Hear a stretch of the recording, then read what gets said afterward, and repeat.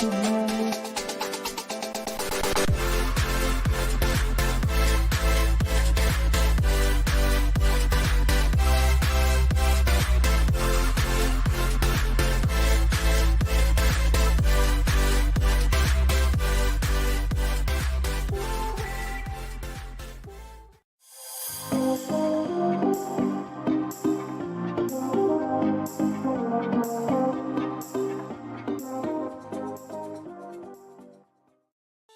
you a self-storage owner or operator looking for service providers to help at your facility?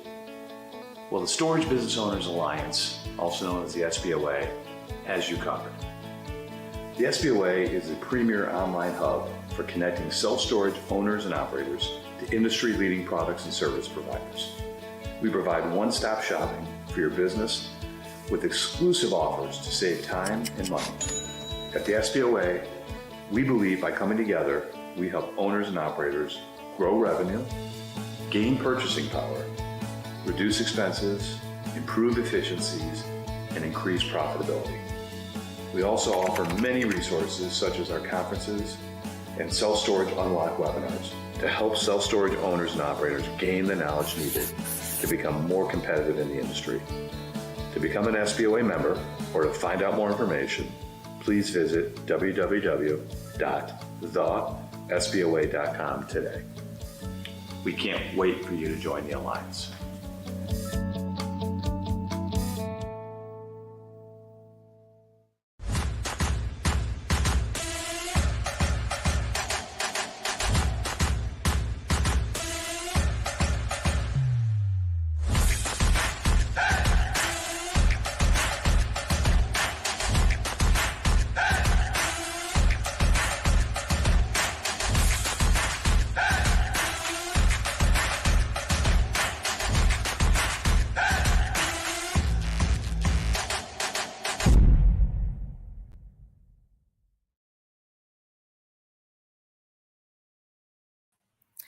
Good morning, everyone. Hello, self-storage industry.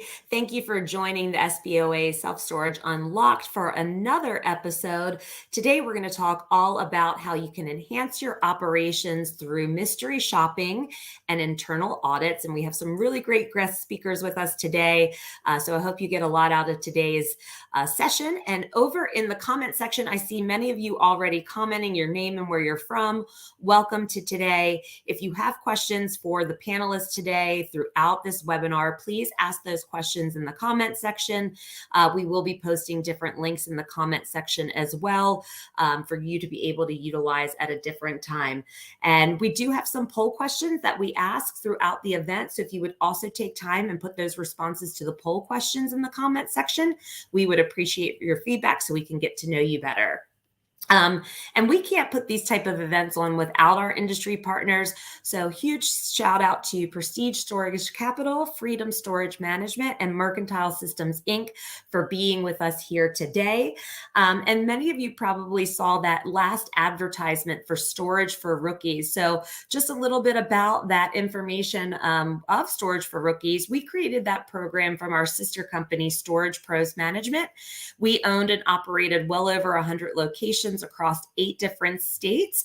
We sold that entire portfolio at the end of 2019, but we've been in the business doing this for about 23 years now. So we have made many mistakes along the way, and we feel like we perfected the craft because when we sold that portfolio, we sold it for just shy of $1 billion.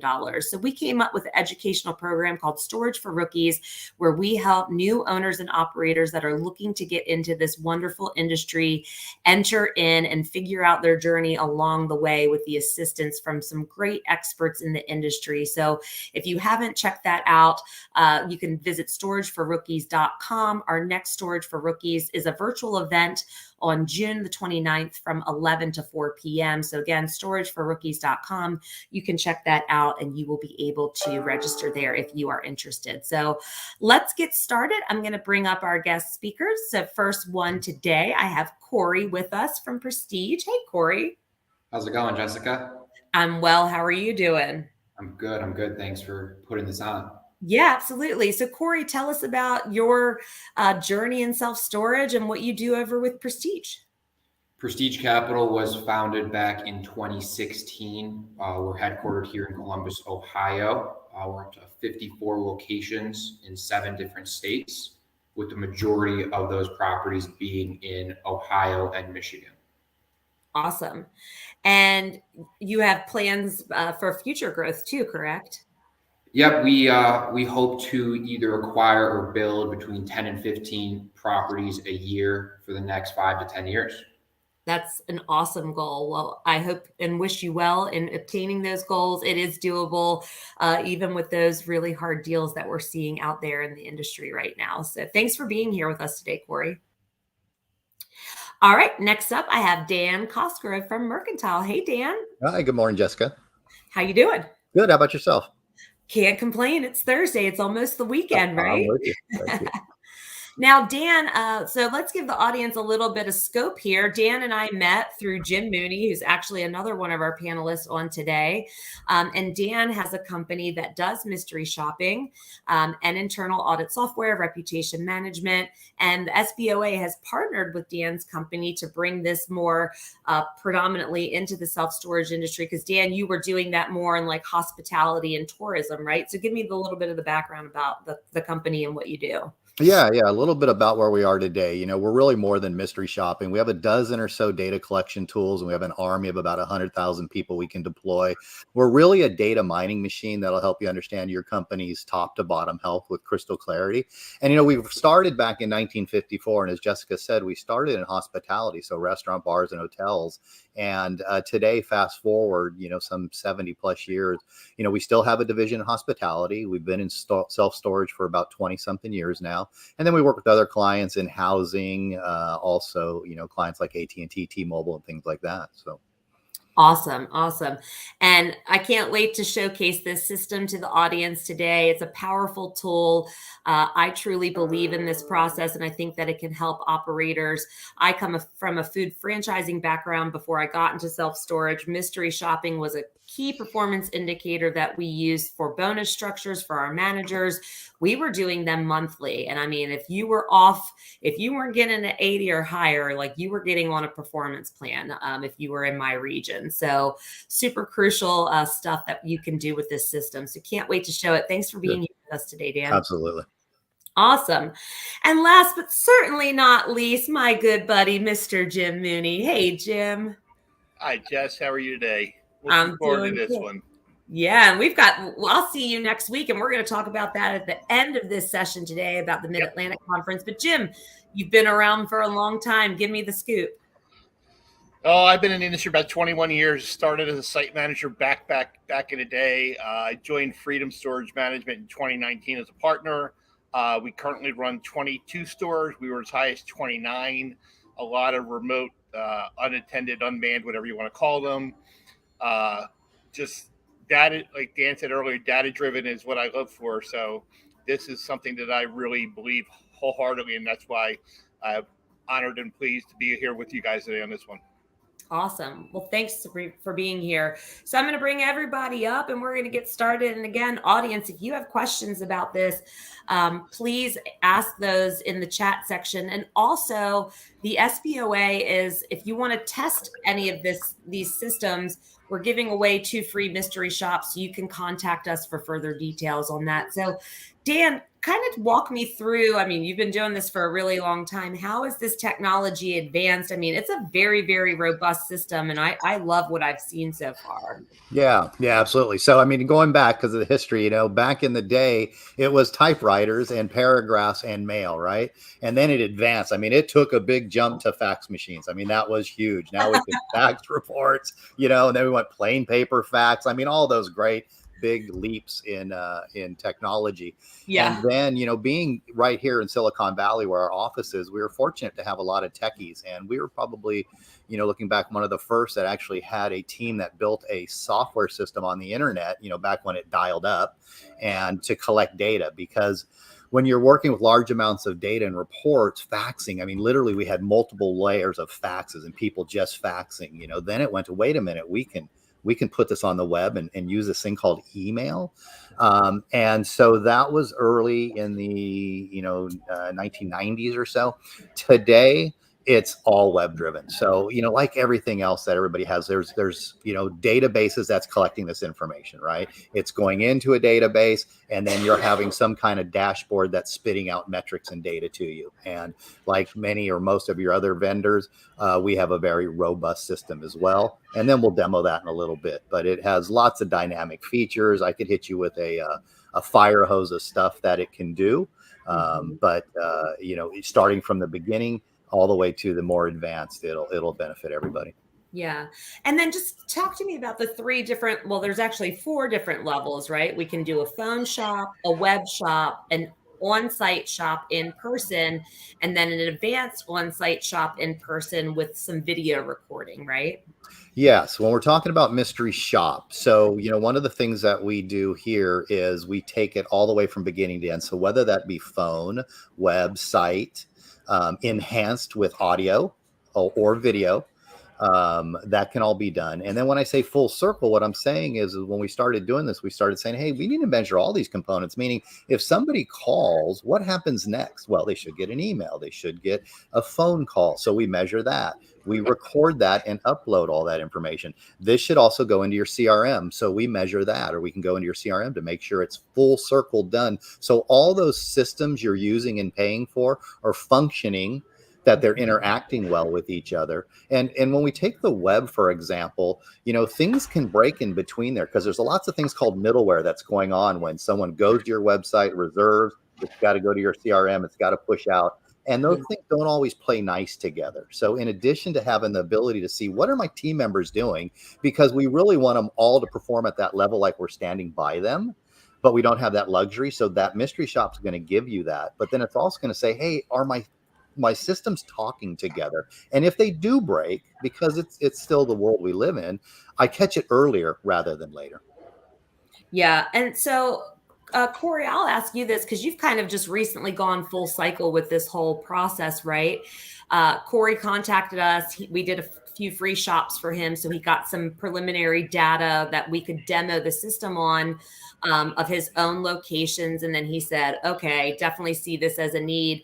What made you feel that way, Corey, when you saw what was kind of going on with the free shops? So having stores in 7 different states, it's impossible to be everywhere at once, to be able to fully know what the property managers are doing with phone and web leads.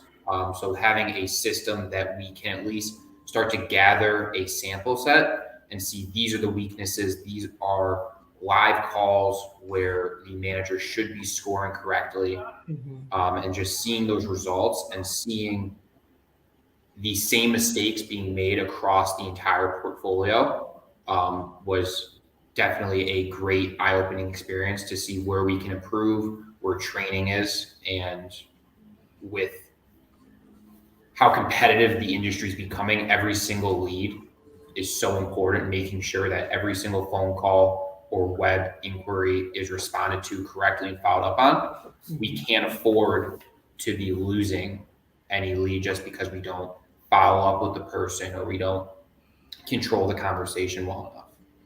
Yeah, because as everybody probably well knows, there's no like brand loyalty really in storage. Yes, you may get repeat customers that have stored with you previously, but if you're not answering the phone or you're not following up on the lead, like you're losing that business. They're calling the next person that they found in their Google search. Like it is how these people operate. It is about price, proximity, and maybe some of the features of your facility. So when we did those test shops for you, Corey, we had like templated questions that Dan's team throughout time has figured out, like these are the standard questions that we would suggest be asked in a mystery shop for a self-storage location. But as you dug further in and kind of indoctrinated this into your process, you were able to customize those questions to fit your brand, your operating model, correct? Correct, which was extremely important to us. It's great that Dan, obviously through the many years that his company's been doing this, has the out-of-box solution that you can just sign up quickly and take advantage of. But what we score on and what we look for is different than what Jim and his team is going to look for. And we also have some different scripts based on if the site is staffed 6 days a week if it's a fully remote location or if someone's just going to be there 3 days a week. Yeah. So you have different customizations per location, depending on like the variances at the location. So it can get that, it can drill down that far with Dan's team. Yep. That's awesome. Now, Jim, you knew Dan previously and introduced him to this wonderful industry of self-storage. Tell me a little bit about that and what made you say, like, Dan, you need to get into self-storage. There's a need here for this service. It's funny, Dan and I were just talking about that this morning. We got connected back probably 99, 2000, somewhere in that area. And he was working with another client in California, and connected with our partners. And we scheduled a phone call on a meeting. And when he brought what his system can do to the table, I was like, anybody knows me knows I'm a data geek. And looking at the data we have here, Dan, I was laughing when you were talking about web shops and those things. They came from our conversations that, hey, we need to shop the web as well. And just the value that he brings, like Corey said, when you got stores spread across, when I was with Devin, we had 50 plus stores across the country. So we were not everywhere that we needed to be. And having the ability to do, and Dan, I think we even started with the video shops because we had a few we needed to try. Yeah. And we started with the audio shops because that quelled the he said, she said stuff. So we've kind of developed this along the lines, and it's just a tool that anybody in this industry has to utilize, because as Corey said earlier, and you, Jess, you said there's no brand loyalty. And when people are online, if you don't answer down and seize that lead and capture that rental, then they're gone to the next person on the list. So by using this as a training tool, and because none of us, I hate to hear myself on a recording, but the value you get out of that recording is huge. Mm-hmm. So I just started networking, Dan, with people I knew and introduced to you. This service is valuable tool. It's, as I said in one session I did, it's another line on your P&L that you have to make yourself get better. Yeah, absolutely. It is. Obviously, yes, there's a cost associated to it, but the minimal cost associated to this versus losing leads and having poor customer service and no retention or no people, renting far outweighs the cost of the program, right? Yeah. So Jim, you used this previously when you were at Devon. I think you still use it at Freedom. What type of cadence would you recommend to an owner operator to have their facility shopped? And it could be facility specific too, right? If you see something's not performing well, maybe you shop that one more than a better performing one. But in general, what type of frequency and cadence would you recommend? In general, the rule we've gone with a lot, Dan, and this is what we've done when I was at Devon and I was at Freedom. We'll do a shop. We'll do a quarterly. In a quarter. We'll do a phone. We'll do a web, and we'll do it in person if it's a manned location. Now, I can give you an example. We had a problem in a store in Chicago back in the day where this guy was always, we weren't sure what was going on. So we shopped him three months in a row, a physical shop, and they were all recorded. Well, in my world, and I know I'm a little above, but if the shop does not get logged into my software, it becomes an automatic 0. We were like, why is this not performing? Why are these not performing? And we use it as a tool, and we would do that. But I would recommend, if it's a manned location, do a web, a phone, and a shop, one each quarter. So you spread them out. Yeah. Corey, what's the cadence that your team decided to go with as a reference point? Is it kind of similar to Mooney's, or is it different? Yeah, we're doing a minimum once a quarter for both web and phone. That not only gives us the sample set over a couple of years that we're going to build, that we're going to fully track, but also it keeps the managers on their toes, that if they're having a call reviewed or a web inquiry reviewed every couple of months, they have to treat every single phone call like a secret shop, like they're being graded fully. But then, like Jim was talking about, the troubled stores, we're going to go monthly and give as many training opportunities for the site manager as well as the district manager. Makes sense. Dan calls it playing Where's Waldo. So now, and Dan, we're going to pull up the system because I want to Mhm. show everyone the system because I want you to see the dashboard, and then how it has the power of obviously tracking cumulative results. So you can look like from quarter to quarter, are you improving? Are you not improving? Are you staying flat, etc. Because Jim, you had mentioned like, hey, sometimes you can't get super distraught over one bad shop. I mean, you might have one out of 10 that's bad and the other 9 ones were good. So this kind of gives that full scope of how you can see everything. So we're going to have Dan bring up his screen and just show us a sample shop, and we're going to kind of dig into it and talk about it as a group. Yeah, Jess, the point I made with that is you start seeing trends. If you have your shop and you have multiple shops in a row and they're always missing this one part, it's easy to pick up on, it's easy to identify, and it's easy to correct. Because like I said, Yeah. I use it as a training tool, not a hammer. I want my manager to get better. So when we're listening to the shop, well, what could we have said, or what could we have said differently, or how do we phrase it differently to make sure we're getting the point across? Yeah, absolutely. I mean, and this is a critical piece. I'm going to go full screen here for a second and take the speakers off so we can see this. But Dan, you're live. So kind of walk the audience through what this bad boy looks like. Okay, sounds good. And I'll add to you guys, mystery shopping gives you a number of features. One, the game of Find Waldo, right? So they're always wondering, is this a mystery shopper that could be being mystery shopped? And that's a great feature. A lot of times your calls are recorded, and I do suggest listening to those and scoring those as well. But for whatever reason, team members don't pay as much attention to that as the mystery shop coming in. And the other thing I'll say this is we train our team members to do things, but how do we follow up to make sure it's being done? Because they have lots of hats they're wearing and lots of things that are going on, and they can get distracted very easy. So if we're asking we're expecting a certain experience from our prospective customers, and that experience is driven by what we've trained our team members to do, if we can't ensure our team members are doing what we've trained them to do, then that experience that they're having can't be consistent. And so what we're trying to do is get a consistent experience from your team members doing what you've trained them to do. And then in turn, we know our prospective tenants are going to have that experience with the most likely outcome of renting. So mystery shopping is going to be that tool. Now, with that being said, we're going to look at the report in a minute and the data. Then the report's that tool to go back and say, hey, here's how you did. You did great here, here, and here. We can improve here, here, and here.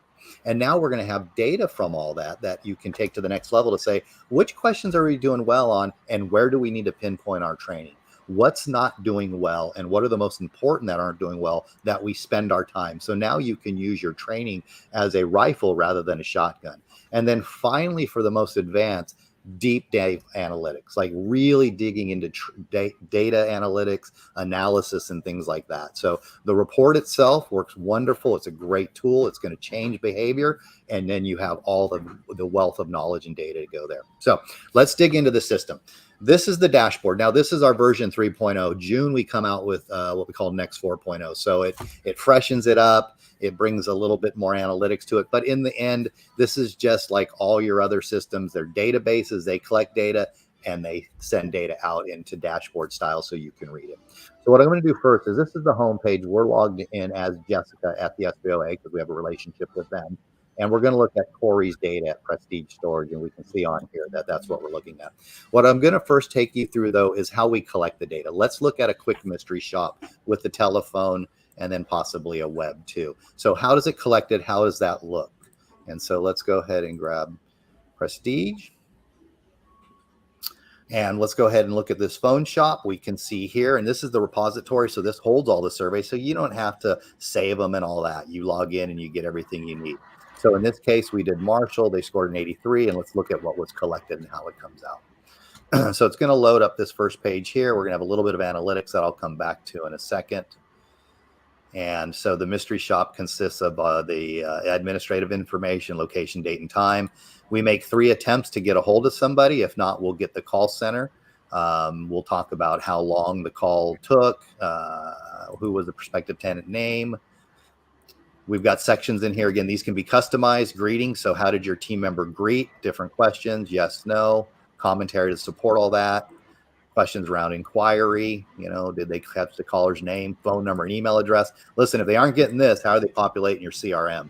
And you're paying big monies for those CRMs to put this information in to start emailing, calling, and they aren't capturing it. None of that's going to work. Sections around building value, appoint and close. Are they trying to close? Now we start looking at the follow-up. Did they send an email follow-up? Did they return a phone call? Was this tracked in your CRM? And again, all of this can be recorded. It can be pictures uploaded and everything else.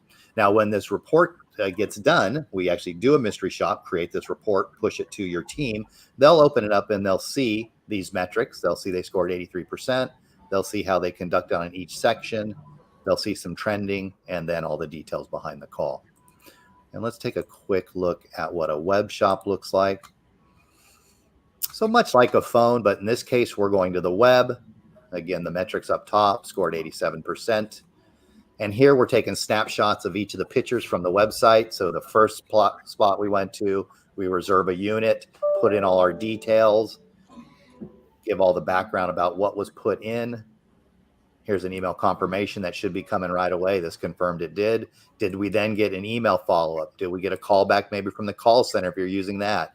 Call back from the facility, CRM tracking. SMS texting is becoming big. So many of our clients were adding, are we getting SMS texting coming back? In this case, you can see the recording of the call is uploaded. So this is the return call that we received.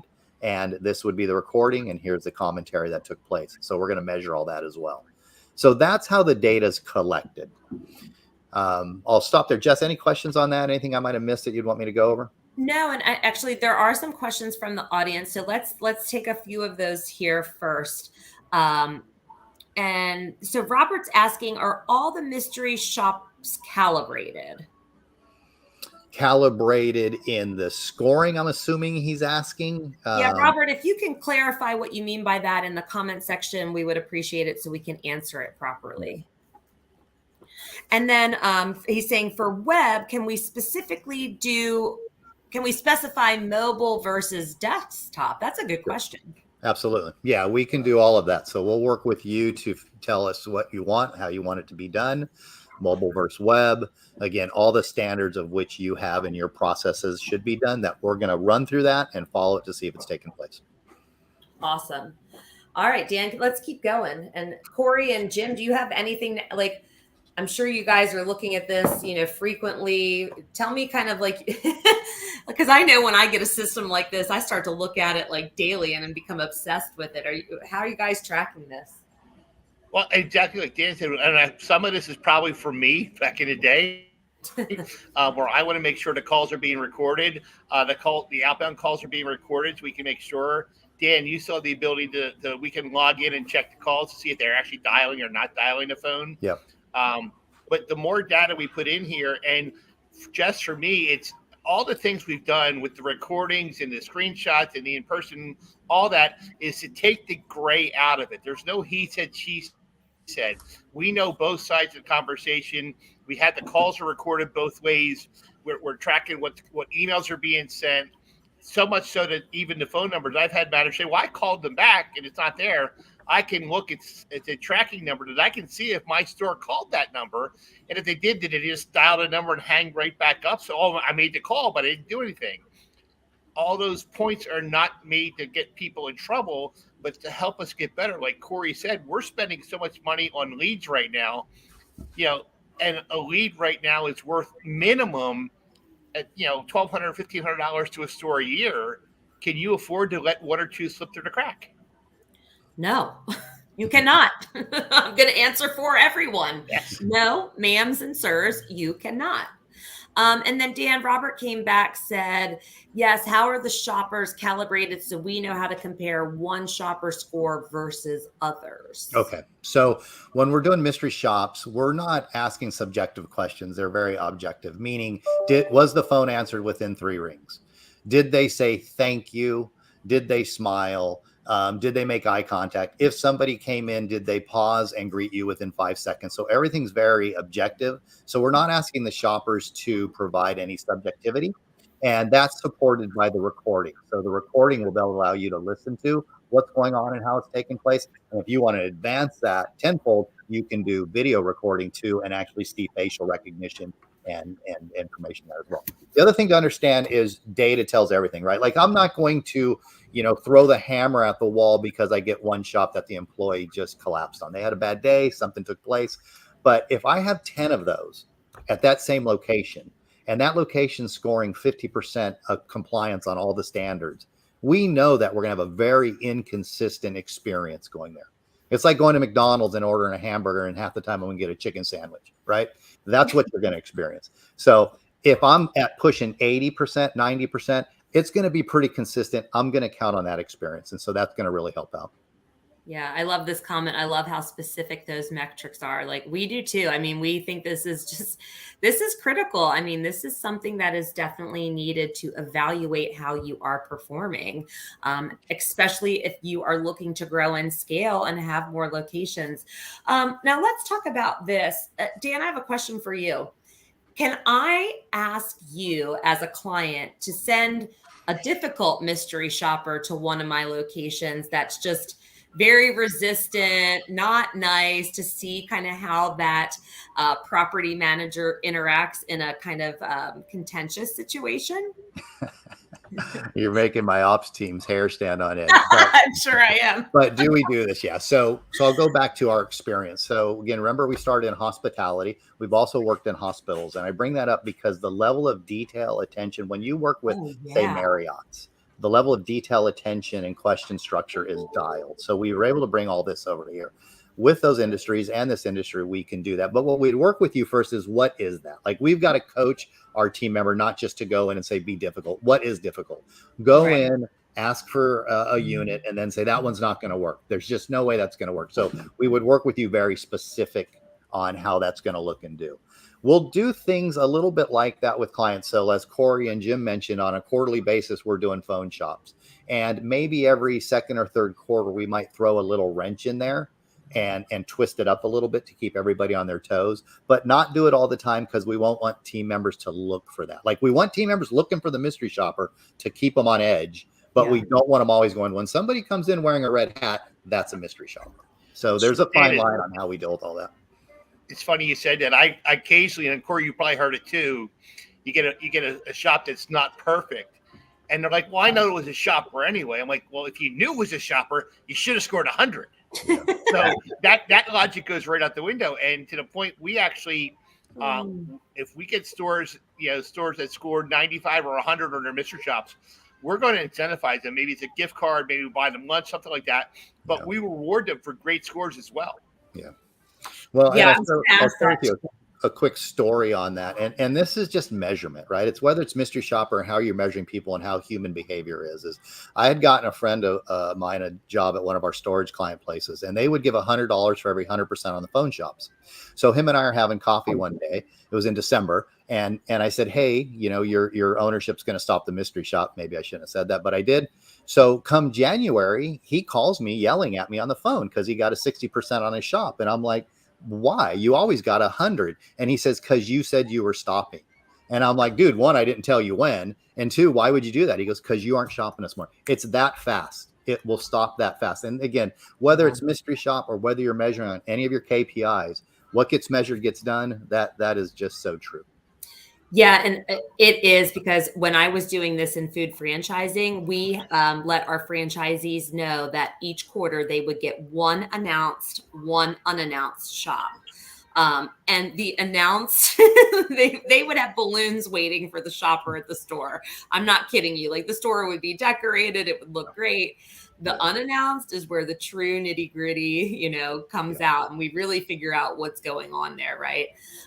We do have a question from Alex. He said, I might have missed this, but do you mystery shop for folks who are looking to acquire a specific property? My thinking is that since I'm new to the industry, I may not be able to tell how good management looks in that acquisition process. So yeah, you can do this. And then it would identify, are you going to keep current employees in place, or are you going to wipe the slate clean and go find a new employee? So Dan, have you done this for maybe brokers or people that are looking to acquire specific properties. Yeah, absolutely. I mean, you got to look at the paperwork and whether you're in contract and all that things to make sure you don't breach any of that. But absolutely. And just like Jessica says, is you want to know what you're dealing with in advance of that property. That just gets you a head start. So do these team members on it? How much training do they need? Do I have a massive problem? So you can walk into the property ahead of the game rather than then walk in and try and figure it out when they're all on their best behavior because they're trying to impress the new ownership, and then take months to work it out. So yeah, I think it's a smart approach.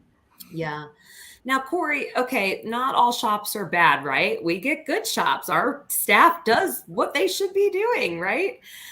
So what does that look like? And obviously this can help pinpoint some strengths as well. But how are you recognizing employees for good shops? Is this part of your bonus structure as one of the metrics? Talk to me about that. Yep, we 100% reward great shops. Anything in the green, you get a $50 to $100 gift card to a local restaurant, and it's just identifying who continues to improve and who is able to. If we notice that one person is unbelievable at selling merchandise or insurance, you're able to bring them up on the Thursday team call and not only give them kudos to the entire company or their entire district, but let them help out other managers who might be struggling with closing sales, insurance, or reservations, whatever they're lacking in, and that one manager is outstanding on. Sure. So you can create some good team, peer camaraderie here too, because there's always healthy competition, right? You want to have the best mystery shopping score, or like you said, if you can see the results and that they're excelling in sales, and then that other manager maybe is not, they could team up together and maybe do a train the trainer, where that one that's doing really well can come in and train that one that's not performing so well and help them advance their ancillary income, guys. That's important, right? It's important. Exactly. Now, Corey and Jim, I know Jim does. Corey, I'm pretty sure you do as well. And for the audience, there is this whole remote managed or hub and spoke model, whatever you prefer to call it, unmanaged, unmanned, or not unmanaged, but I should say unmanned. So some people are saying well, why would I mystery shop a property when there's not a human there? What are you mystery shopping? I mean, Dan, let's talk about this too. Your team is perfecting this craft where we can come in and figure out is signage right? Is directional cues right? How easy is the process so there's no customer barriers? Jim and Corey, you both have these remote scenarios, right? Yep. Yeah, we do. So for our remote stores, we've got our setup that we have our hubs that handle all the calls. So we'll have people that will call, show up on a property, or will just want to go see the property, and we're not there. We have great cameras on our properties, and we actually have a guest code in our gate system that we change on a regular basis, that we will give the customer the gate code, the guest code, so they can go in, see the unit. We can talk to them while we're on the process, and nine times out of 10, that person's going to rent that unit while they're there, and we just send them the link and they complete the rental. If they don't, they close it up. My manager goes back and re-secure the unit the next time, or the customer puts the Da Vinci lock back on it. But again, we want to know how those things are working. So that's a great mystery shop. You had the shopper just show up at the property, call the number. Again, signage has to be perfect, that you got a sign or a QR code to get to somebody in the office, and then they can walk through that process. You can go back and review the cameras. You can look at the gate log, see when they came in, when they went out. You can look at the notes in the software to make sure the managers, walking them through the process, going through the whole thing. So you can automate a lot of it, but you want to manage it as well. Yeah, for sure. And So being Dan, able to track your call, other third-party services as well, call center, being able to, you could also shop your call center at this point too, if you're using an external call center, because they might be telling you the property's fully staffed or that there's climate control and they're just incorrect. yeah. Well, Corey, for our world, if Dan doesn't get our manager on the third try, they'll shop the call center with the same metrics we have, and we'll grade the call center and see how they actually did.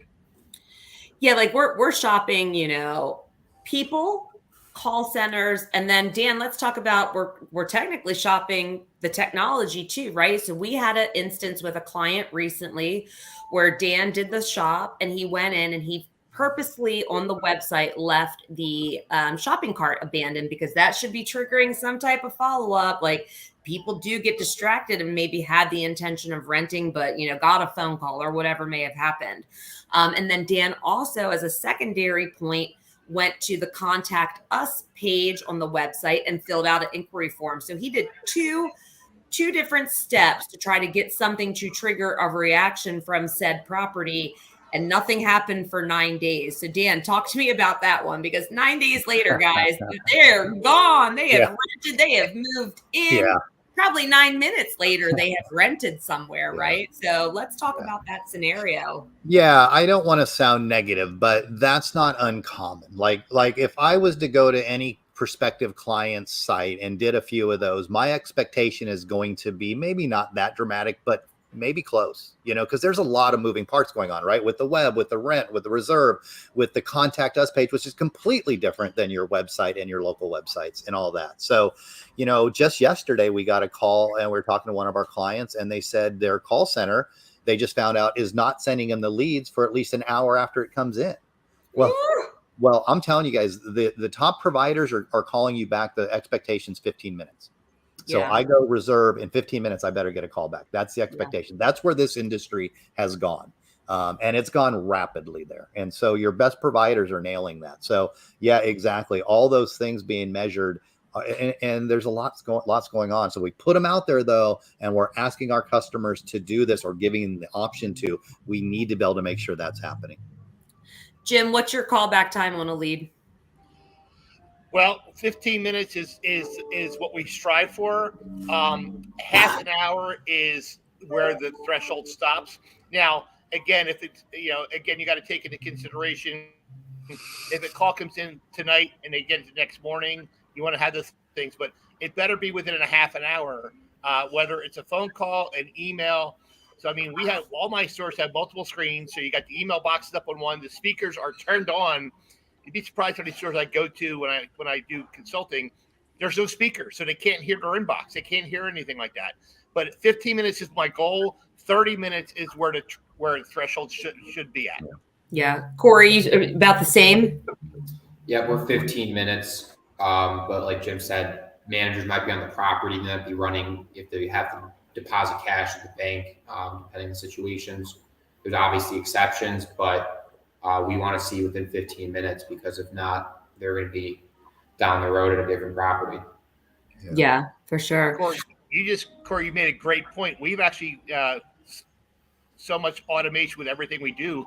I don't want my managers out of the office unless they're doing a walkthrough or something, showing a unit, because too many times I see people that are, well, I was out cutting the grass, or I was out doing this, or I was out doing that. Yeah, there's things that have to be done on the property, but farm that out, get somebody else to do that, have the manager where they do their best job, answering the phone and working the leads. Yeah, definitely. Yeah, you can pinpoint the strengths of people through these as well. I'm going to shift us over to internal audits because Dan's team has a software that they can provide where you can do an internal audit on a smart device, a phone, an iPad, a laptop, whatever, because systematically when we talk to owners and operators, they're still kind of doing this in an old school fashion, right? They're using an Excel sheet, they're using a Word document, a Google sheet, they're tracking there. It's really hard to kind of roll up that data. I mean, yes, you can, but there's a lot of manual labor in it. If you can automate it, I would automate it and remove the manpower. So Dan, let's talk about internal audits. And then Jim and Corey, I want your feedback on how you guys conduct internal audits within your portfolios. Is this a monthly thing, a quarterly thing? What's that look like? Who's doing it? I would assume the regional or the district manager. So we'll talk about a little bit about that. So, but Dan, if you could show the system of the internal audit, and then Jim and Corey will talk about, the cadence of this and maybe some of the categories you should be looking at from the audit perspective, customer service, how the property looks, curb appeal, cleanliness, et cetera, your retail section. If you have a retail section, is it stocked? What are those things that you're looking for? Cool. Okay. So internal audits, as Jessica said, 99.9% of everybody in this industry is doing it. And that same number are doing it on a Word doc or Excel, which limits your ability to really track and trend the data. And, everybody's doing them on some cadence, whether it be monthly, quarterly. There might be different versions of these internal audits, maybe a quick audit, maybe a full quarterly audit, whatever you have. But everyone's doing something, and most everyone's doing it very archaically, right? So today, using this, we have an app, and I'm sharing my screen. So I'm going to actually demo what it looks like. I'm going to share with you, though, we can build your internal audit exactly how yours is done and what you're collecting. So for example, if I look at something like this here, we see this client's doing float cash counts, bank deposits, manual receipt books, leases, authorization file, exceptions, primary ROM, secondary, site link, all of it. Video, photos all go in here, whatever you want. You can then mark them up. It has complete flexibility, commentary. The beautiful thing with this, I'm going to show you a little bit more. I'm not going to be able to demo this online, though, is if you have to type in a lot of areas, say inventory control, and there's a problem here, and we can program the system so that no's answered, it prompts the fact that that person, your team member, has to give a reply. Rather than type it in, they can use speech to text, and speech to text on the iPhone or any phone works very, very well. I'd say it's capturing about 90% accuracy. So it's a great feature that's available. You never have to leave the app or the form to upload any pictures, video, or the speech to text. So let's go into the system, though, and see what it does. So if I'm in, and this would be exactly the same if you're on your iPhone, they would go to create an instant audit. They would pick the audit they're going to do, and they're going to do an internal audit in this case. Select the location. We'll pick one of Corey's. We're here somewhere, Corey. Even yeah, I'll go full screen too, so that we can see it. We'll just grab anyone. It doesn't really matter. And then you pick a campaign it goes to, and then the date you want it to start. So I want to actually do it today, and then create the audit. So now on your iPhone, here's the audit, and your team member just goes around and starts to populate all the data with everything they want, time, etc., date. You get the picture. Any photos they want to upload, anything they want, all customized. So once it's done, it's in the system, and now you have all the data at your fingertips. Now, we haven't looked at data yet, meaning analytics, but it's all available there. So let's go in and look at one of Corey's. And we're going to grab an internal audit. I need to go back and grab Corey's. We might not have one in here yet. Let's see, Corey.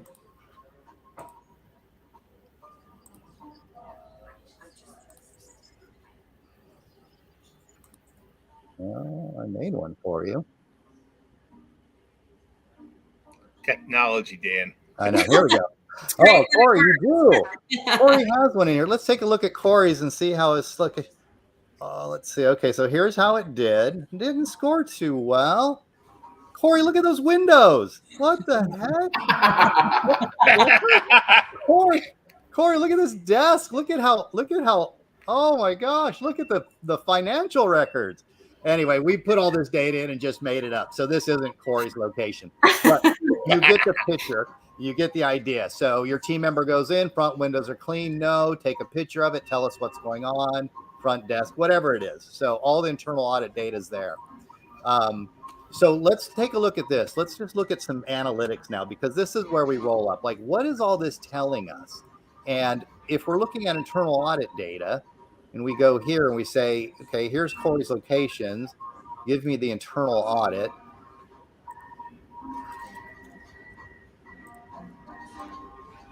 And now we can start rolling everything up. We can see how things are trending, how the location's performing, how each section's doing, how each question is doing. Here's where it gets dynamic, right? What is going on in the location? What's taking place? Windows are having a challenge, signs having a challenge, and receipts are having a challenge. And then we'd have all locations. So when we go further, though, let's dig into all of it. And we say, well, let's look at internal audit. Let's look at our phone and our web. Let's grab all of it and tell me how that's doing. I just aggregated all of that data to tell me everything going on. So, that's really data and analytics that's available Our platform has a ton of it. You can download and do all types of things, but this gives you an idea of how you use data to really focus on where's the challenge and what do we do. And if you have a lot of areas in the red, maybe your team says, what are the most important that are to us right now? What are the ones we need to focus on more? So again, taking more of that rifle approach as opposed to shotgunning and trying to do everything. Yeah, I mean, I love this. I can't imagine using a Google Doc when you have this type of system available to you. Again, getting things as automated as possible. It's just, I mean, we're in the digital era, everyone. Like everything is going digital tech, and our industry's been pretty behind in tech, and the advancements that have happened since COVID. And even after, I'm telling you, every national show I go to, and Jim and you all can probably say this too, because we all go, there's always like some new prop tech, IoT, provider there. I mean, they are just flooding the industry. So get things automated. We've got a question from Alex. So the internal audit software would be for owners to do, I guess, because if the manager audits themselves, it may be skewed, correct? Yeah, it could be, but at the same time, you got them being held accountable to looking at certain things. And if you're making them take pictures and videos and photos, it's going to do one of two things. It's either going to show the deficiency or it's going to make them clean it and then show the picture. And in the end, isn't that what we want, right? Clean the place, right? Fix it, make it look good, and then show me the picture. I'm totally cool with that. So when I was an ops consultant in food franchising, like if they were a couple points from failing, passing, and we could cure something on site, like I would mark it and still say like, this is what I witnessed, but we cured it on site. So yeah, Dan, you've got a good point there. They will, they will make this windows. So Corey and Jim, how have you guys incorporated internal audits into your portfolios? How important is this to you as an owner operator to look at these, especially you guys have properties across different states. You're traveling to them. You're not always in them every single day. You can't touch them every single day. So this is super important stuff. Yeah, we're super excited to roll out like the internal audit with Mercantile, just because it does streamline it, make it so much easier for us to review, and make it so much easier for the district managers to complete. But we require all of our properties, all the district managers to do a full audit of a property at minimum twice a year. We shoot for 3 to 4, but then we have more of these internal audit property visit checklists that district managers should be doing really 1 to 2 a week, where they visit a property, they're able to go through the checklist, check the high level things, credits issued, how many are all the overlocks on correctly? Is there anything that doesn't match the rent roll? Take photos of the property. And we used to have to do that in a Word doc. And then the manager would print and sign it. The district manager would sign it, and then it would be uploaded into our OneDrive. So we probably have 70, 80 of these just by folder, by property. And to check how properties have been performing quarter over quarter would take a lot of data entry, versus now we're going to be able to internalize it and be able to really analyze the data. Definitely. When we had our portfolio, we were doing the same thing you were doing, Corey. Like it was a Word doc, signed off on whoever did it, uploaded, scanned, all those things. And to get the cumulative or, any of those type of like overall views, it takes data entry, which takes man hours, which, you're paying for. So you can reduce, your labor costs here with a system like this. Jim, how often would you recommend, because we asked a poll question, how often are people doing internal audits? Quarterly at a minimum, 1 a year, someone said. What's your cadence? So quarterly is a minimum, but anybody who's ever worked with me, area managers, district managers, trainers, we know anytime we're on a property, that's a training, auditing purpose type visit. So we used to have what we call a 5-point, where when we're on property, we'd do a 5-point and pick 5 key things and look at them. Same thing. We had Excel spreadsheets that we would grade, and every section was graded, sort of like Dan's. and then we'd have a master Excel spreadsheet. We'd upload the scores, so you get a rolling number. But going back to looking at the data that Dan has, we don't have it.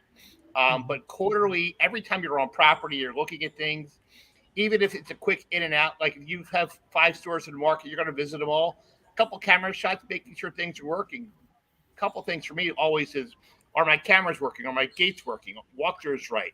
The cache is always a big one. Now that we don't have a lot of offices, we got hubs.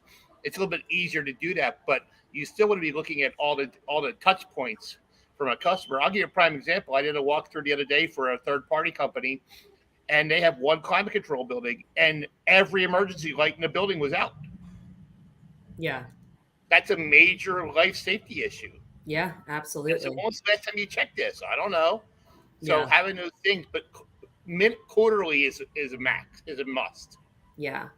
And then Dan, it's real easy. And I'm going to use the example of storage asset management because they just rolled out a nationwide program for hand sanitizing units or devices at all of their locations. So obviously they would add this as a question to be asked on the internal audit under like their cleanliness section probably.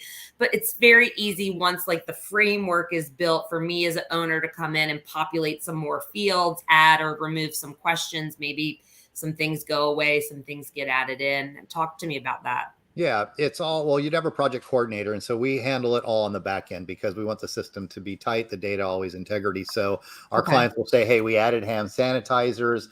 This is what we'd like to add. Or it could be, they could be as detailed to say, these are the questions we want. And then our team will look at it and make sure they're worded to fit right in the answer set.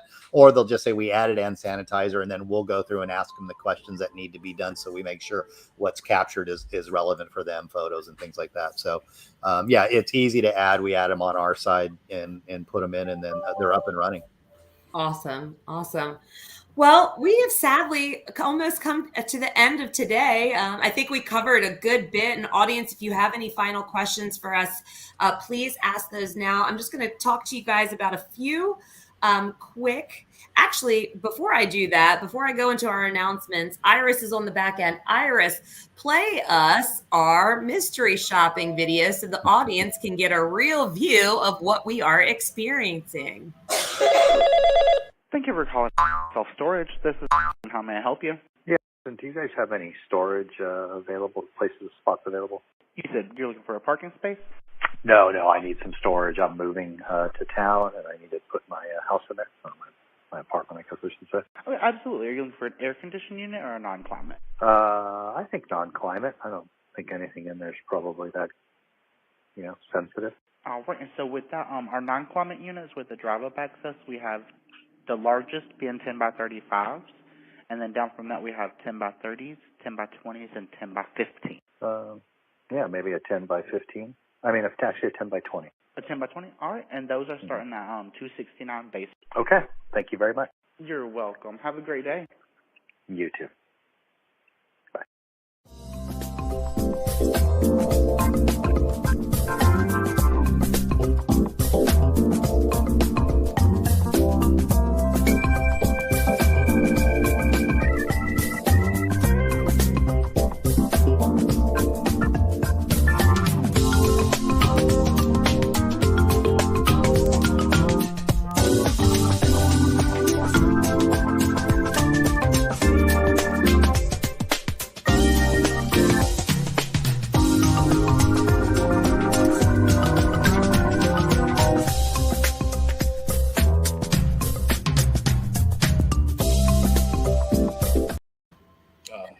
I love that video. Okay, and here's for everybody that's left watching. If you can put the answer in the comment section, you will get a $10 Amazon card from us. What did the customer service rep not do? Where did they miss the mark here on this call? Put those in. Everything. Yeah. And that was their good one. Yeah, exactly. And this was supposedly this portfolio is like one of their top employees, right? And we're going, oh my gosh. And just to let the audience know too, if you want to specifically shop employees, we can do that as well. Dan, what do we just kind of need the schedule of when they will be working so we can be calling, or visiting during we those call times? those targeted shops, and our clients will send their schedules over, and then we'll target when they're on. Yeah, I mean, I love the comments. Date of movement, close, upsell, no sense of urgency, and not ask for the rental. I mean, yes, you all get gift cards. I'm going to be Well, like, think about it. No okay. phone, no web, no email address, no nothing can so it can't go in the CRM. The CRM is now useless. The lead to lease, the tracking of ROI, tracking of phone calls, none of that stuff you can rely on when you're sitting in a meeting saying, Yeah. here's how we're doing, because it's not happening. So the data doesn't work any longer. No, it doesn't. We do have another one, but it's too long to play. We'll post it out on our social media so you all can see it. This was an actual one where Dan went in person, and we've done it in a cartoon form. It's actually really funny and cute, but this was a good one. But it was hilarious.